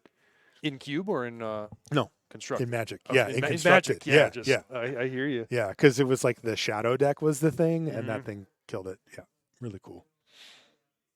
Oh my God, the Cruel's still there. If you run over and grab it, like nobody who got it. That was Luca. Dude, Luca gets all the good cards. Yep. Do you think we could guilt trip him into giving it to us? We could share custody of it. Like he's got a Mm. time walk and be like, "Come on, dude, you don't need the." Well, I mean, Nassif gave it up for this event. He donated that to the community so we could all enjoy it. So we should have bullied Nassif for it, is Yeah. what you're saying, rather than this. But we're too late now. That's great though if it stays with Luca, the youngest player in our cube draft here. If you're just tuning in, welcome. This is a Magic Online Vintage Cube live, powered by Ultimate Guard. And yeah, we are cruising through the Rochester draft of a actual vintage cube. We're in one room, and just across the wall here, the players are drafting. They're doing Rochester draft, where the packs are laid face up, and then they take the cards in order until the last player. The last player gets 2 picks, and it snakes back around until there's no more cards, and then we repeat that 24 times. So we've already seen Black Lotus and Time Twister go. Several more power cards. Several more super valuable cards. Several more super powerful cards. Definitely. Still available up for grabs here. Yeah, Black Lotus and Time Twister are actually the top 2 by price, but Mox Sapphire, Mox Ruby, Ancestral Recall, Mishra's Workshop still out there, the Emerald, Bazaar, Mox Pearl, those are all still available. Time Walk is gone. Time Twister is gone. Mox Jet is gone. What about Soul Ring?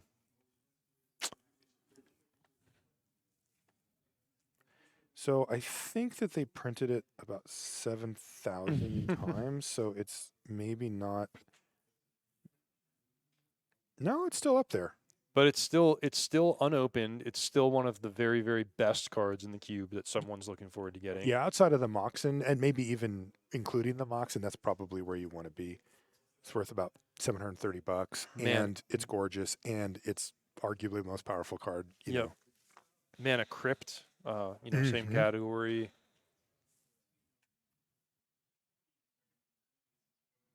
Give me that Soul Ring. I kind of like where you're going with this, Reed. Mhm. Like that would be the one. You can see the players are reviewing their decks currently. They will be building a normal limited deck from this pool of cards. Yeah, you start to think like, what are the cards that are just generically super desirable for Mhm. almost any deck? And you highlighted Library of Alexandria, of course. Like obviously a Mox or a Black Lotus going any deck, but Soul Ring, I would put right near the top of that list of like Totally. if things are getting scrappy and you're just looking for something that can get you some nice easy wins, picking up Soul Ring or Mana Crypt and some proactive 3, 4, 5 mana plays that you can get out ahead of schedule, that is a perfect recipe. And there's some nice stuff for sure. In terms of the best actual threats, we had Fable the Mirror Breaker go. We had some of the modern Horizons 2 pitch elementals like Grief and Fury. Mm-hmm. But there's We also haven't seen Solitude. haven't seen Solitude, haven't seen Minsk and Boo, Mm-hmm. haven't Yeah. seen Broadside Bombardiers. Yeah. Those are all great call outs, Reed. Those are cards that are going to, potentially win this. There's a Crucible of Worlds. Again, we did see the Strip Mine go. So we've seen multiple Strip Mine combo cards go, but Crucible and Ren and 6 have both gone, as well as, what is her name? The 5/3, 3GG. Titania. Titania also went. Some representation from my team Channel Fireball Ultimate Guard. That's the Seth Manfield signed Duress that he won, count 'em, 2 Pro Tours with. Yes. That's the one. Yep. Like when Reed says that, he means like that's the one that was getting shuffled up and cast in those Pro Tours. And Seth donated. That was really nice of Seth. We can empty the Cheons with the Celestial Colonnade there in the middle. There's some old school stuff here too. So we do Crazeless. know somebody's got Splinter Twin Uh-huh. out there in the wild. Tundra goes first. No surprise there. Nice intersection of value and Oh, usefulness. did you see that? Yeah, Deceiver Exarch. So So somebody's we presume that that's for the Splinter Twin combo, but was that Oscar? could be a hate draft. I think it might have been Oscar that took it. Sweet. He also has the balance. I'd be looking at that Mystic Confluence. Yeah, Definitely. Luca's deck is Dude, shaping up nicely. Luca's doing things right now. Mm-hmm. What was that? Doretti or something? I actually missed it. Yeah, it was an alternate version, but I don't know what it was. Who's gonna get? By the way, there goes the scavenging news. Yeah, So somebody's thinking about that Reanimator deck. that Duress is that's a Dude, sleeper What is card. going on? Is Jesse going to get the Duress? That's Dak Faden, that Relic. special one, and then there's a relic. So there's 2 hate cards for graveyard decks. Mm-hmm. Although I say graveyard decks, but like if you're playing Cube, you're probably playing a graveyard deck, or at least it cares about it on some level. Oh, Wow, Damnation Damnation over Duress. over Duress. Wow. That's respect for the creature decks. I mean, there's at least one white-based aggro deck at the table in Rex.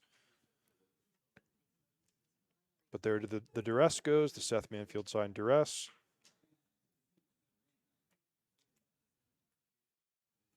And then the Hydroid Krasis and the Dragon Lord Atarka I would put in the category of just like kind of ramp payoffs.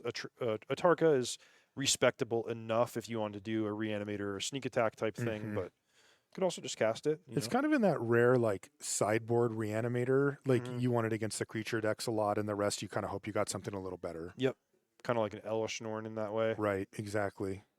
But I mean, it's powerful. It's huge. It does win the game if left unchecked, and it is amazing against creature decks. So, not a bad thing to have in the pile there. You can see the judge preparing the next pack each time and then carefully laying out the cards. Then the players get 30 seconds to review, and then they make their picks. Oh, there's the Glory Bringer. That's the William Huey. Jensen signed Glory Bringer, 2017 World Champion. Oh, yeah. I'd like that one too. Zurin Orb. I am such a sucker for the land stuff. Like, if you get fast bonds or an orb and crucible, like that kind of stuff. I love that stuff. Ooh, there's Ragavan. Yeah, Ragavan, super powerful. We have a Plateau that I expect will get an early pick. If you've got a Time Walk, I'm looking at that Snapcaster Mage. Some love for the green mages out there, too, with Natural Order, an original Legends edition, Sylvan Library. Yep. Even Vorinclex is pretty cool. That's a Xander's Lounge there in the lower right, I think. You know, The alternate Marshall, art one I haven't seen before, but I'm pretty sure that's what it is. I like a good dragon. Yeah. You know, I feel like it's not what Cube is normally about. Uh-huh. But sometimes you need a 23rd card. You throw in a Glory Bringer or a Thundermaw Hellkite, and you cast it. You're just like, Dude, you you're just not win wrong. the game. You're not like, wrong. wow. Like, That's- you want to be Ragavaning, right? Like, Yeah. that's plan A. But when you cast Glorybringer in Cube, it's like, this is better than it looks. Yeah. It really is. Like, I thought I was supposed to do some kind of combo, but Yeah. you're just dead. What's Right. going on here? I killed your thing. I took 4.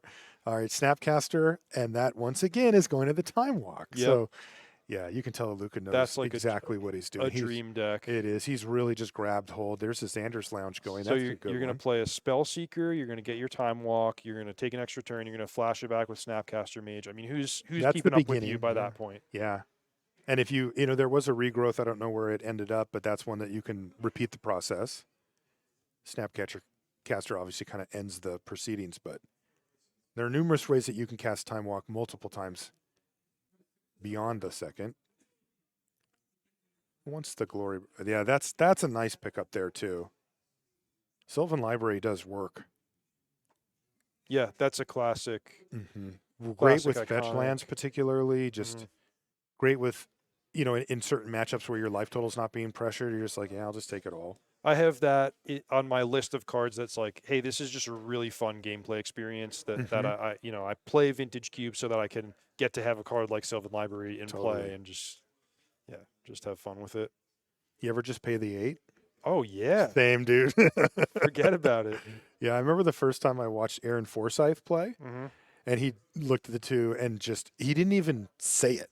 And his opponent's like, "What are you going to do?" Oh, I'm paying the 8. Yep. Like it's gone already. Yeah, everyone knows what happens with Sylvan Libraries. You get a little fast and loose in the beginning, and then by turn 3, you're like, all right, I'm at 5. Yeah, Like, maybe. I'll put these 2 back. Maybe try to shuffle them away.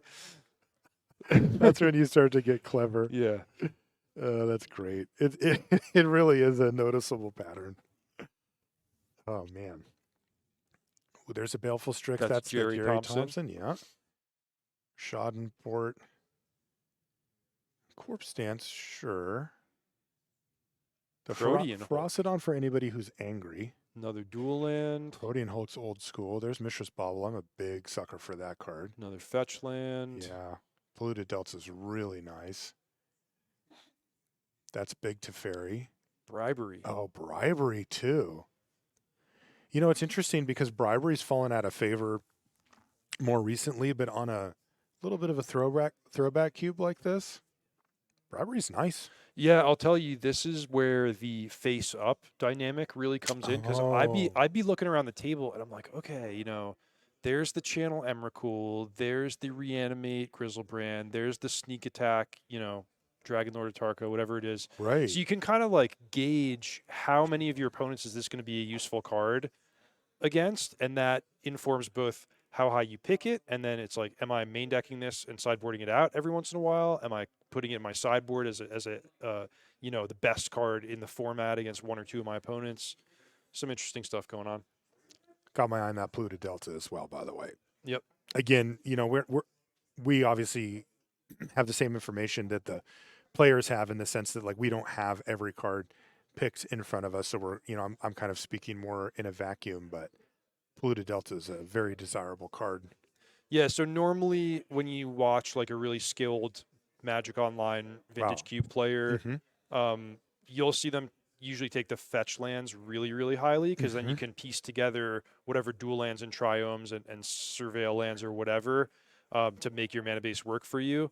I think it's probably a little bit inverted in this particular event, because the dual lands are like whatever 10x the price. So Right. so you're going to see the dual lands like Taiga go first, or at least bumped up in the ranking proportional to how much they're worth.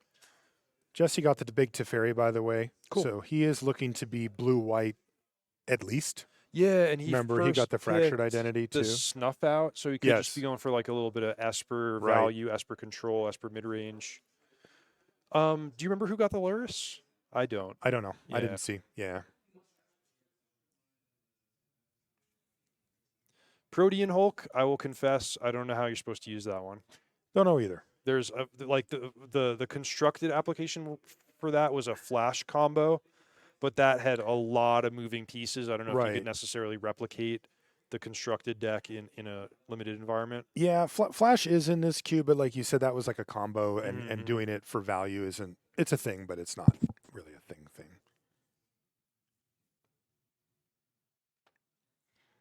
If you're just joining us, by the way, we are going to be broadcasting the matches tomorrow. Yep. So Reed and I will be back after our busy day at the World Championship. Reed's going to be playing again tomorrow. Congrats on that. Thank you. I'm going to be broadcasting, which means I survived another day in the booth. So good for me. Congratulations. Thank you. Marshall. Appreciate it. Ooh, Magma Opus. I like that.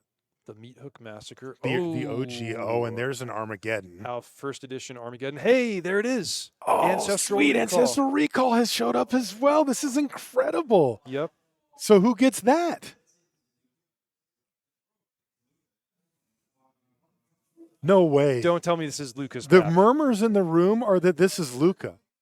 This Is he going to get Ancestral Recall and Time Walk? And Look at that smile on his face. He is. And Rex has the Lotus. That is incredible. This is like over the top. Who is this kid? That's incredible. Yeah. Even he can't believe it. Yeah. He's just shaking his head. Yeah. Bro, that's insane. If you guys Oh my God. if you guys made He had any the deals with, Snapcaster. Grizzlebrand and Valgavoth, try to get out of it now, guys. Whisper to me. I can get you out of this. Yeah, It's not too late. one Lotus, and you're free and clear. You can keep the rest. This is absolutely absurd. He has a Snapcaster Mage too, and he has a Spellseeker. Like, can you imagine being like Spellseeker? Should I get Ancestral Recall or Time Walk? And by the way, this is in a Rochester draft. Like, everybody gets to go, really, dude? Yeah, it's like, okay, enough. We get it. We get it. Okay, not to be outdone, Marshall. Mhm. That is Apollo Vitor Damarosa signed Elite Spellbinder. That's his card from winning the World Championship in 2021. That year was weird. I think it Sounds was right. like it was like a 2 year, like the World Championship to represent 2 years. Mm-hmm. But Paulo, I mean, he's top right up there, the top three players alongside John and Kai. That's Yeah, the he's go-tier. pantheon of Mhm. Magic. And it got Paulos. taken. And it did. Council's Judgment as well, a good catch-all, which I think went to Jesse. So it looks like he has moved into white significantly here. My question for, that's we kind of have a hard time seeing. I think he just took Eternal Witness. Yeah, he did. So that could have just been, I'm going to take it because there wasn't much left. But it does look like Jesse at least is blue-white. And then, as you mentioned, from his early picks, may also be in black. Mm-hmm. I mean, it is a draft, Marshall. Sometimes you got to bob and weave. You got to try out a few things before you find your lane. So, no need to panic if you see players taking some conflicting cards. Not every pick makes your deck. It's a normal, limited environment in that sense.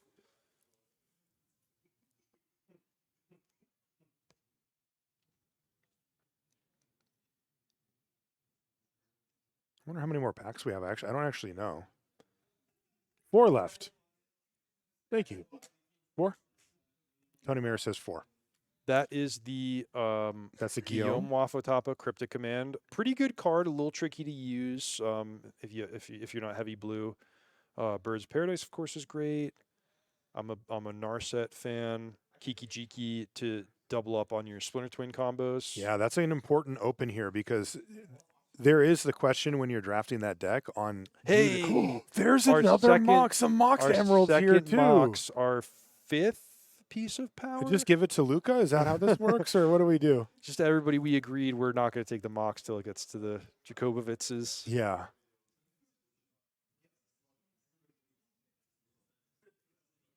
Let's see where it ends up going here. And that's Chandra Awakened Inferno, is it? Or there's multiple 6-mana Chandras that exist. There are. I think that's the other one, maybe. Hope's Beacon. That sounds right. Hope's Beacon, yeah. Because I can tell. I I can't like tell Awakened anything Inferno. from the art, but I can tell from the text box that it has a static ability above the. It does. Yeah. So there Yeah. you go. Process of That was good. not process of elimination, but some kind of process. All right, there goes some Mox Emerald right into the pile there. Yep. A great Congrats. pickup for him. Mox Emerald's currently 2,500-ish. Yep. Mid-price on And a great TCG. card. Going to be one of the best cards in your deck. Definitely. Easy pick there.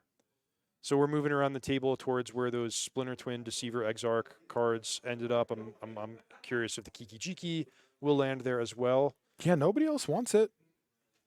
Like it goes in one deck. Hey, Jesse just took land tax. You have any experience with that card? Oh, I do. Tell me about it. That's some value right there. I like that. Wow, Jesse took it. So he's definitely.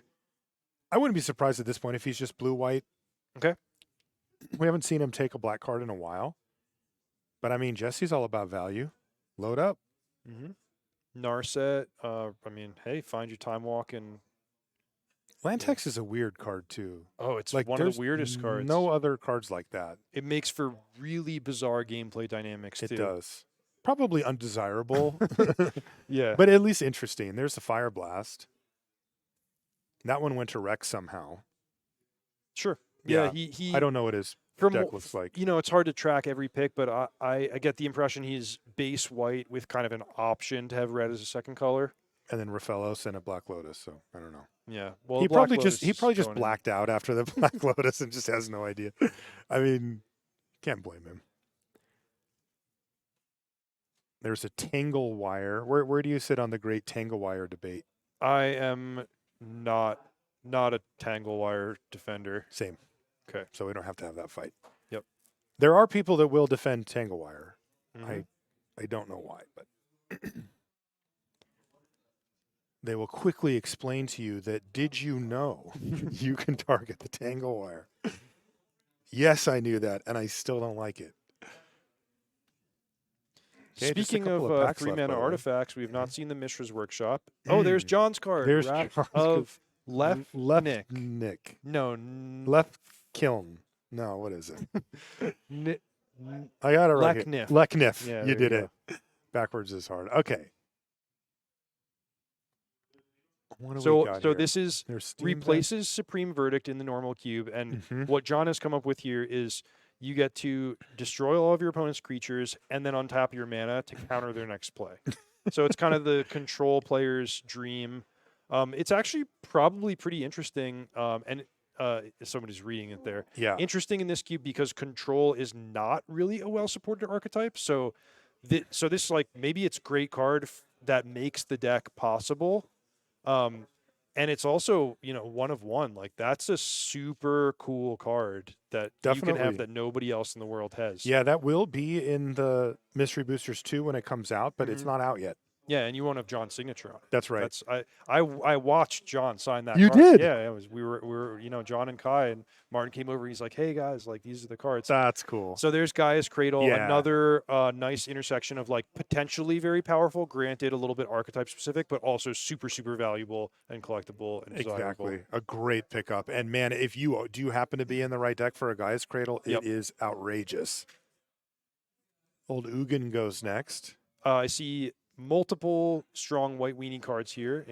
Yeah, and Thalia. that was, I think Jesse took Mother of Runes. Okay. So he's got like Big Teferi and some land tax and stuff, but he's Fractured not Identity. he's not committing himself to being, the blue-white Cheon control deck. Mhm. He's like, I'm gonna, get scrappy and maybe play some creatures, play some mid-range here with Mother of Runes. Rex took the Copter, it looked like. Mm, Oh, man, Luca that takes Thalia sitting there. Wandering Emperor to keep going with his, just blue-white value deck. Mm-hmm. Mid-60s Mastery is interesting. We did see Magma Opus earlier. That's a really nice little 1-2 punch. Cyclonic Rift goes next, sure. Carrion Feeders in this cube. That's some old school. Yeah, it's a narrow but potentially cool. Oh my god, I can't believe that Thalia is still sitting there. Mm-hmm. There- How do you feel about He these? got both of them. He got the Copter and the Thalia. That's pretty so that's nice. really nice for Rex. How do you feel about these remaining green cards? Garrick, Wildspeaker, and Finale of Finale, not a Devastation? fan. Garrick, am a fan. Garrick has held up well. Yeah. That's one that you would have thought would have been kind of power crept out by this point, but it still does a lot, and especially with Garrick some Cradle. lands, Guy's Cradle that do more than Yeah. more than what they look like they do at face value. That you can really pop off with Garrick. We got to be almost done here. That's either the second to last or last pack. The right? decks are shaping up. People Oh, are I see a counting pack their right there, counting their actually, playables. They're getting ready. They're like, all right, what do I need? What do I need besides a Mox to Right. just round this out? And Maybe 2 packs left. hey, to there's a go. Mox. There's a Mox Opal. That's the Frank Karsten. Is it Frank Karsten Mox? Yeah, I think so. Yep. Yeah. Another Team Yep. CFB Ultimate Guard player. Also in the Hall of Fame. Also on coverage team. The guy's just all over the place. Pyrokinesis. That's a fun card. And a good one. Yeah, useful for sure. There's Imperial Seal. Mm-hmm. Once upon a time, that was an outrageously valuable card. I don't know if it still is. But Yeah, I think not, but let's look. Oh, still 200. I'll take it. Bolus's Citadel, but we did not see. We didn't see the Tinker. No. So we're getting to that stage in the draft where it's like, hey, if I didn't get it by now, I can't count on getting it. Yeah. So Bolus's Citadel, I mean, maybe for the Dark Ritual drafter, but it's That might be a later pick card here. Pretty weak pack overall. Wooded Foothill is going to get snatched up. Mhm. Sensei's Divining Top is one of those cards that you could probably slot into just about any deck at the table. Right. Mox Opal might be really desirable for like one or two of the drafters if they've gone heavy. Whoever got the Urza Saga might be interested in And the picking up one Tolarian of these. Academy. Yeah, one of these cheap artifacts. It's interesting though because like the Tolarian Academy also can just get taken as a value pick, and the person might not be playing it at all. Right, Yep, it's worth a that's decent amount. totally realistic. Yeah. I mean, hey, even in a regular Magic Online draft, sometimes you take Tolarian Academy, you don't get there, and it winds Right. up in your sideboard. That's fine. That Yeah. happens. Jesse picked Impulse. Okay. Just nice bread and butter. Like, Yeah. find my best cards, fill out the deck, smooth things out. Somebody's got to take that top pretty quick here. Is that Priest of Titania? Priest of Titania. Okay.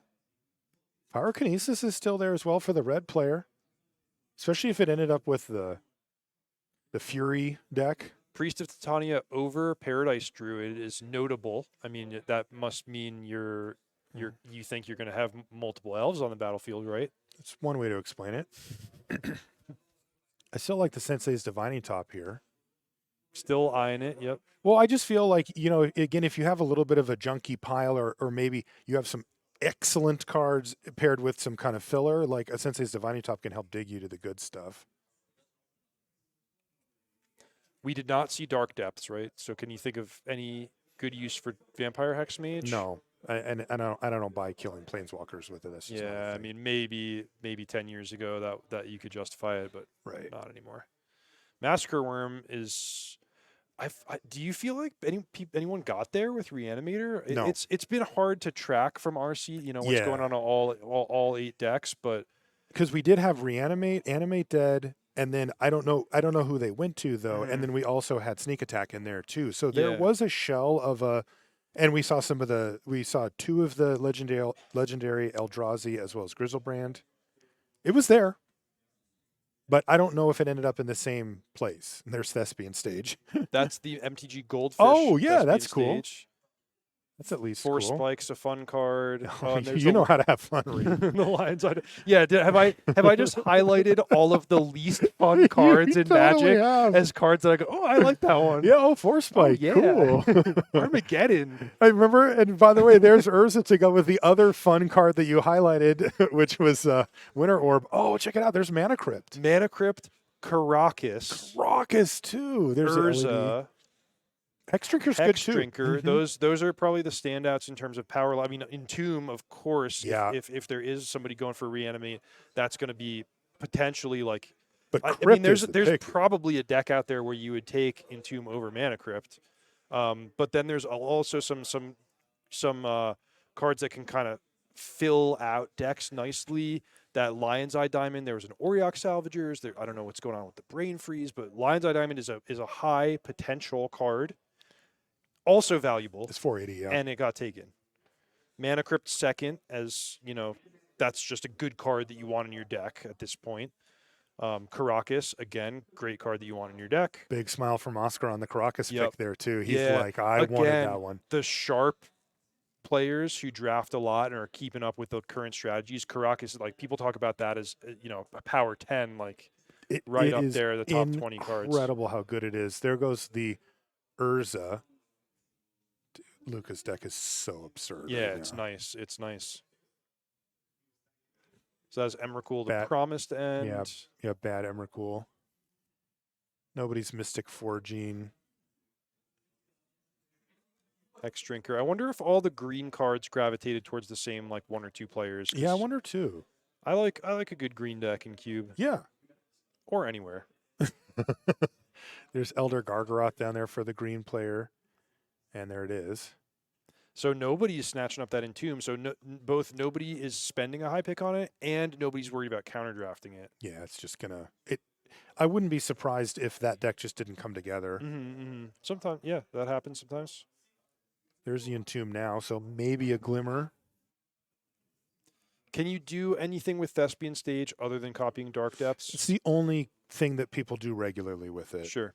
Otherwise, it's the more pedestrian stuff that you might imagine, like fix your mana or get something a little bit better. And then Wishclaw Talisman just right there with the Reign of Filth and in cards that nobody is going for that archetype, so it's Right. going to be one of the later picks. All And right. it looks like they're all finished up down there. Great stuff Nice from the job. feature match area. Absolutely incredible. We actually got to see the Lotus. You know, we got to see actually like significant number of Power 9 cards open there, right? There was 5 or 6 of them or something that we saw go. But that also means, Reed, that the rest of them are still up for grabs. So the way this is going to work, just to kind of recap things for you here, is the players are going to build their decks. We're going to go to bed or dinner or whatever. And then tomorrow, after the World Championship stream, we're going to do the same thing where they're going to toss it over here, and then we're going to get to watch the actual matches play out. And they are going to be playing for rank order 1 through 8. The person who gets first gets this, and they get the first pick of all of the cards that are left, of which there are 180. So they get to pick whichever card they want out of that pile. Second gets second pick, and then they go 1 through 8. Just 8 cards, that's it. Those 8 cards will get taken out of the pool, given to the people that pick them, and the person who wins gets the trophy, gets the first pick, gets all the rest of the cards after that. That's 172 remaining cards. It's pretty There's nice. a lot on the line still. Even though the Lotus is gone, even though, you know, many of the Power 9 are gone, including all of the blue cards and 2 Moxen, right? Just black and green went. Correct. Yeah, so three Moxen. 3 Moxen Mishra's are still left. Workshop, I Bazaar, mean, Baghdad. You want to unseal the they vault, said Marshall? that this is in here. So they said that we weren't allowed to look, but that this is what's left. Yep. So let's just open this up. Feast your eyes, folks. Look.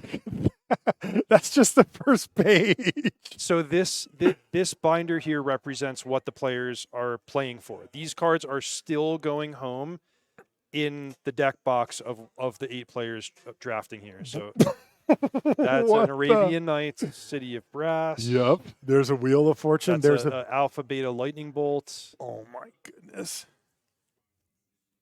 That is an Alpha Bolt. Nice. Right? Yep. You know how to.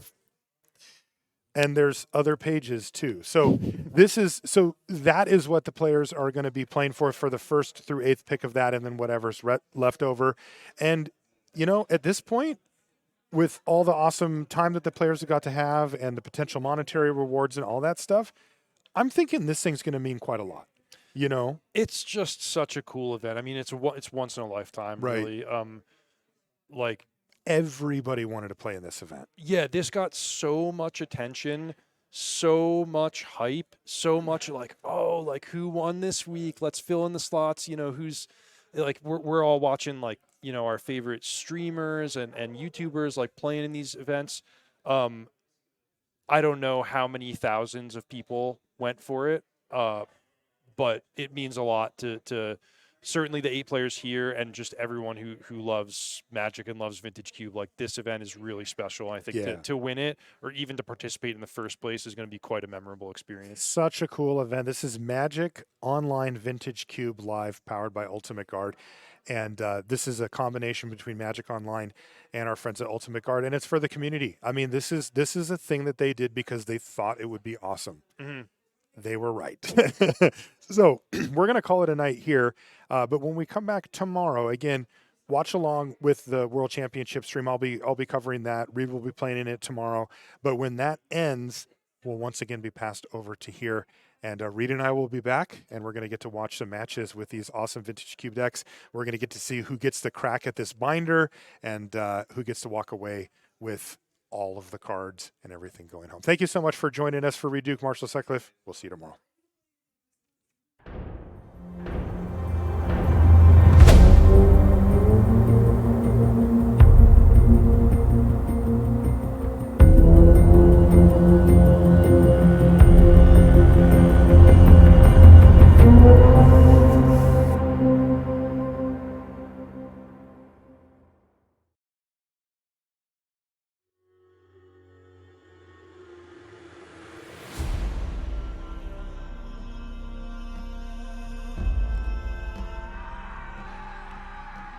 Hooves dig into fields of black, chase valiantly towards the dread. Shield and armor aglow and bright, Countless hearts and lances keen, they ride into the night. The beasts above, they shriek and soar, spew flames of ghostlight from their jaws that eat the skies and burn the flesh, and albeit crowned with firelight, they ride on into the night. The new 2024 exclusive line, crowned with the first printed boulder and zip folio ever. An astonishing artwork made by one of Magic the Gathering's most beloved artists, Dominic Mayer.